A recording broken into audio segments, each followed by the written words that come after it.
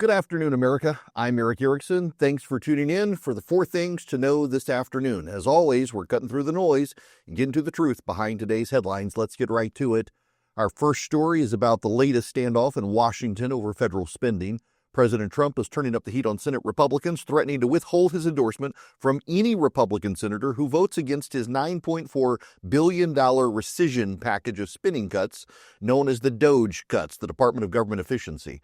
The cuts target a range of programs, including public broadcasting and foreign aid. Some Republican senators, like Susan Collins and Lisa Murkowski, have raised concerns about slashing funding for things like rural radio and health programs, arguing that some of these cuts go too far.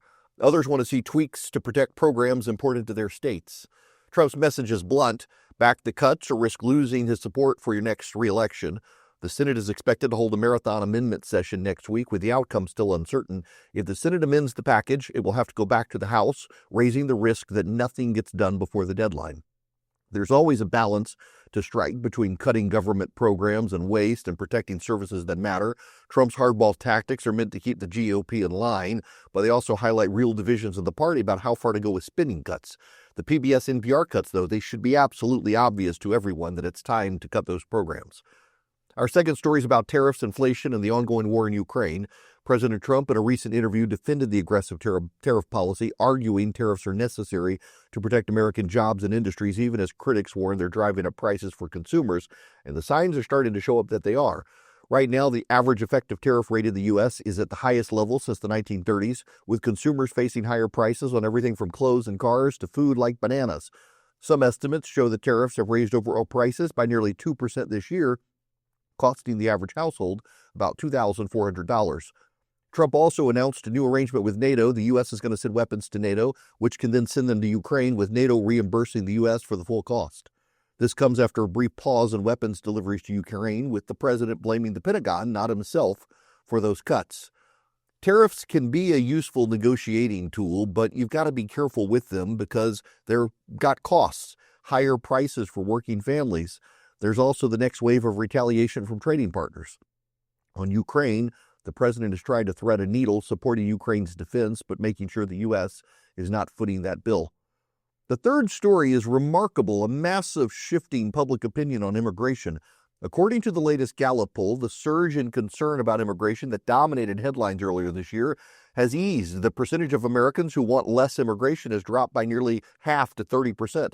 79% now saying that immigration benefits the country. It's a significant change from just a few months ago when immigration was the top issue for many Americans. The drop in concern coincides with a decline in illegal border crossings, though the number remains higher than pre-pandemic levels. Still, immigration remains a deeply polarizing issue.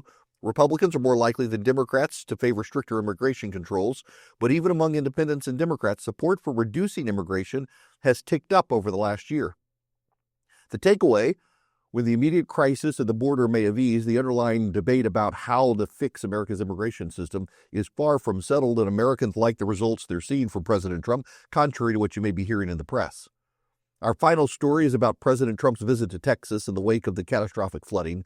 The President and First Lady, Melania Trump, will be headed to Kerr County today to survey the damage, meet with local officials and first responders, and offer support for the families affected by the disaster. The flooding caused by rapid rises in the Guadalupe River have killed at least 120 people. More than 170 are still missing, including some of the kids still from Camp Mystic.